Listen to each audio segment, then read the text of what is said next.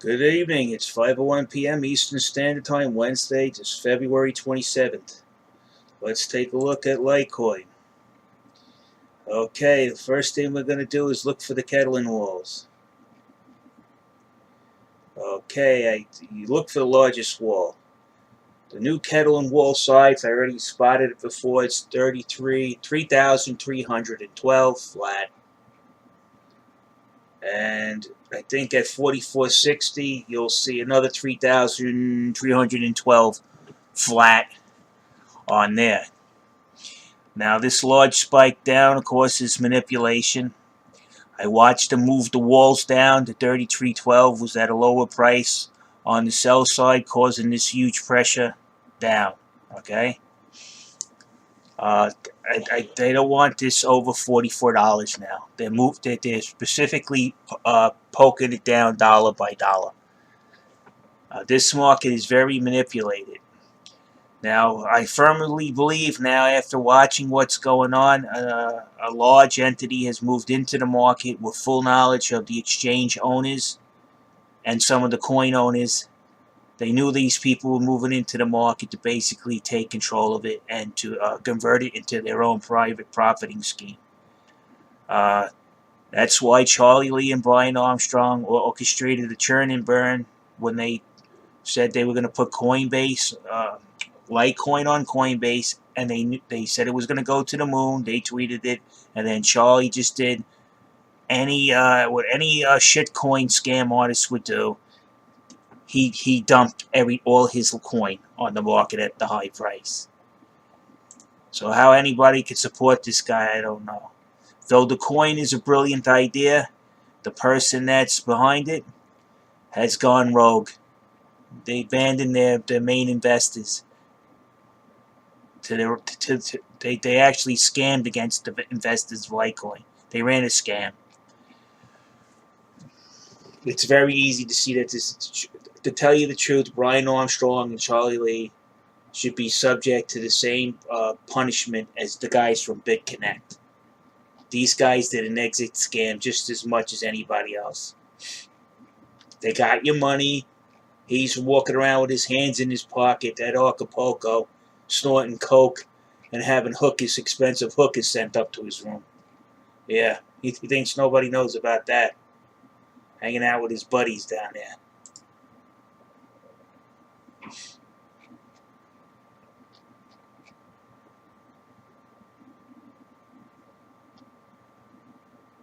So the new kettling walls are 3,312 flat. If you stay here and watch it, you will see it. It's just a matter of time. Let's see how long we're running here. See, I like the old method. It gave you a count, so you didn't go overboard. But I know that 3,312 is embedded in here. I seen it at 43.39.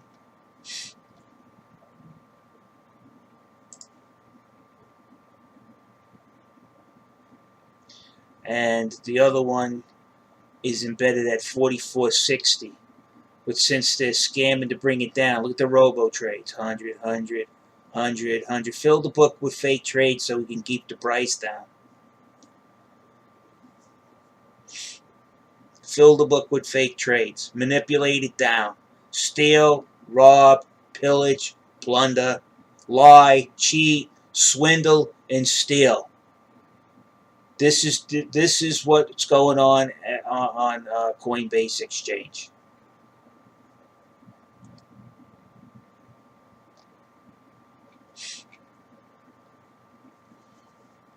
If all of these fake trades weren't in here, we'd be able to see the top kettling wall. Fake trades. Multiple trades of the same market size. Specifically parked at the bottom of the order book to keep the price from going up. I wonder who represents Coinbase. We cheat him and how? Familiar with that friggin' lawyer? That firm, law firm, We Cheat him and how? That's the same one that that Ivan Boesky used.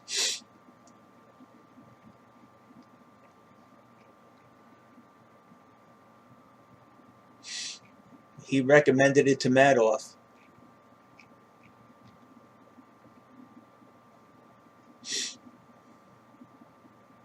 So now we know what's going on. We recording that there's kettling walls. What a kettling wall is two trades. They are the largest buy and the largest sell wall. And what they do is they trap all the other traders to trade in between at that they force you to trade at their median price, and you're being guided in by these kettling walls. Now the kettling walls changed after now it looks like every 3 months.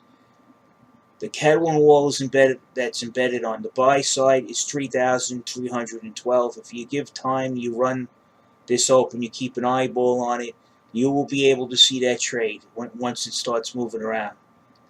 And there's also, if you look on this side, the largest sell wall is also 3,312 flat. Okay? It's embedded at 44.55. You see it right there. It's in this trading range. Now we spot this all over the time. We've recorded it many times. This isn't anything new that we have discovered. Then if you take those two the prices those two walls are at and you average them out, you get less than 1% away from the median price. That's how we know it's being manipulated, because we actually have the formula that the bot's using to create a mid-market price. We have it. We have figured it out. That goes to Spartan Woods. He's the one who figured it out. It was a really simple formula, but in the land of algorithms, you expect something maybe a little bit more sophisticated. And I honestly think that they kept it simple because they knew it would be overlooked by all these guys who are graph intensive. It was just overlooked. In all the simplistic form, you like, oh, what's that? And you don't pay attention to it. So it did its job, and it did it well. It does it well. When you want to drop the price in this instance, right? Before, when I spotted the new wall, it was at a lower price. It was putting downward pressure, and it caused this to go down. They used that wall. I keep telling you. Now, there's several ways that you could control the price with these kettling walls. If you drop the top one, it'll bring the price down, but the bottom one will contain how low it goes. You see what I'm saying here? Now, if you want to bring the price up, but you still want to contain it to, not to go up, say, past 45, you park the kettling wall at 45. You squeeze this one up, the price goes up. That's the way they're manipulating the price. You do not have to believe me. I suggest you sit here when you see these random acts occur and you watch those kettling walls, and you could see that they're being used to leverage the price into place using the weight or the volume of the fake trades, the kettling wall trades.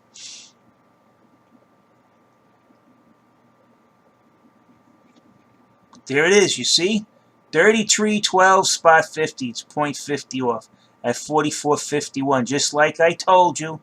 I said 44.50, but when you do the aggregation to 5 cents to look at the higher price range, it put it at 44.50. But there it is, 33.12, just like I told you. I'm not lying to you. How do I know that trade exists? Because that trade is used as leverage to contain the price at a certain mid-market price. It's very easy. The formula is. I'll show you the formula. This is a very simple formula. A lot of you guys that do graphs, you got Spartan Woods is a young kid, man. Let me tell you. And he was able to spot this. Okay? So now we're going to start from the sell side. 44.51. 44 spot 51. And as I was saying, the kid kind of embarrassed a lot of older people. I mean, he was able to figure it out. He goes, wait a minute. 43.39. He goes, look, the mid-market price is the average of the two kettling walls. that equals, and you just simply divide it by 2. Ah, I boobed it up. Let's start it over again. Sorry, people. You could beat me later with a stick. 4451. Plus, that's what I forgot to do.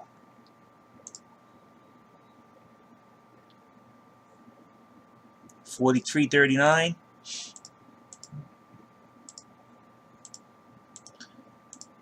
And then you divide it by 2. And that equals 4395. Look how close we are. We're not even a percentage of 1%.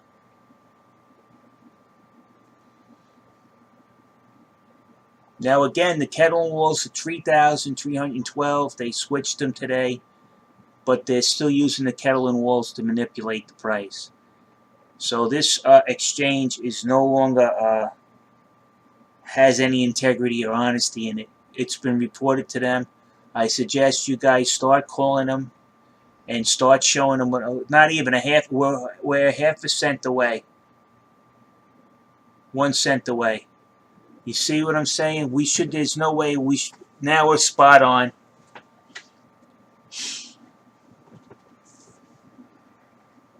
Because we know why those kettling walls and we know how they're used. We just can't be guessing the price, the median price. We have the formula. We're showing you now. We have it. Look, we're half a cent away. Now, how is this luck? How many times have we done this? This can't be luck. Okay?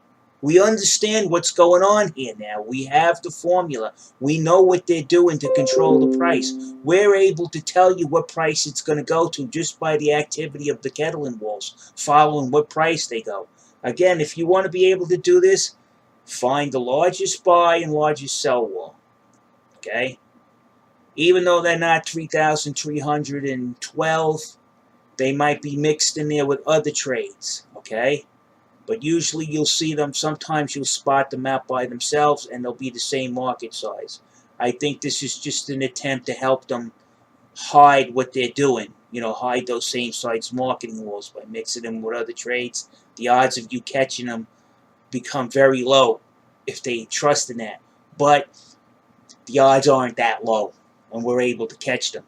Now look, we just showed you the median price. We're still at it. Okay, after we caught the walls and the walls stabilized. Now, I don't have Nostradamus as my surname, okay? Or anywhere inserted in my name. How am I able to do this? I didn't do it on my own. I figured out the kettling walls. I knew what they were, okay? And then somebody else I was working with on this noticed that the mid-market price is the average of the two kettling walls, because the kettling walls, in a sense, force the mid-market price, dictate it. So that was a natural inclination for that formula to work. See?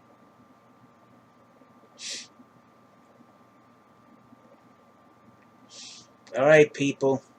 Start calling up Coinbase, telling them, hey, look, if you guys are the unfortunate few that lost your money when you invested, say, after December or any time thereafter, look, your books are manipulated. There's two kettling walls.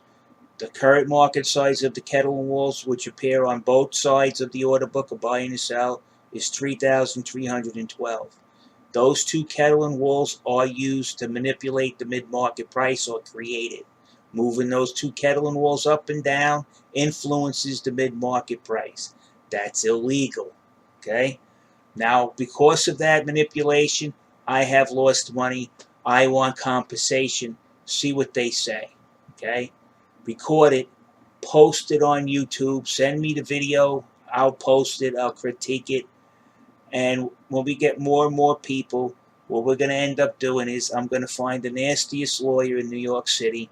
I'm going to hand him all this information, and we're going to turn him loose. Now, if we go to the CFTC, we'll get our money back. But the problem with that is we'll get our money back, but we won't get nothing for damages and all the time that we spent on this. Because time is money. We shouldn't have to be figuring out there's manipulation in the books of Coinbase. Bring it down to a formula, give it to Coinbase, and they do absolutely nothing. So what needs to happen now is that I consider Coinbase a criminal enterprise. We get enough people together, we begin a civil lawsuit. Of course, the lawyer will take 35% of what they get back, but we're going to also throw damages on top of that. And that's including the lawyer fees. We're going to tell the judge, Your Honor, we want them to pay the lawyer's fees. Why? Because we shouldn't have to. We've been after them about this manipulation. Plus, we want something for damages and the time it took to construct this case and prove for a fact they were manipulating the books.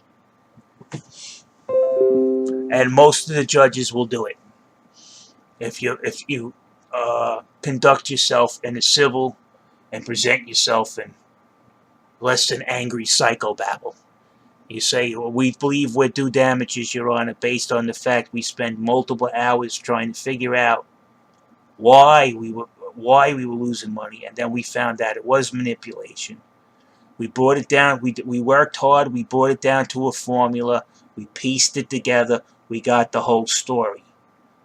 And to tell you the truth, an exchange that's run like this are criminals. We want damages because of the criminal activity they let run rampant in the exchange, and more than likely he'll add it on.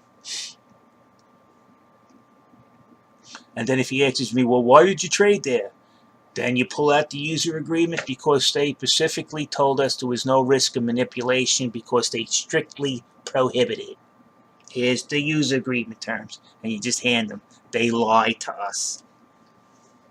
And when you lie to people and you cause damages, you're liable. It's very simple. So, again, now what I need you to do to build the case further is to call in Coinbase, give them your trade account. Look, I bought Litecoin. I lost money, and the reason why I lost money is because I discovered manipulation in your order books. What are you going to do about it? And then you go ahead and show them what I show you. It's that simple. All right, people, I'm going to post, so feel free to contact me. Keep this alive. Don't let friggin' Mike Armstrong and Charlie Lee drive away with your Lambo. That's your Lambo.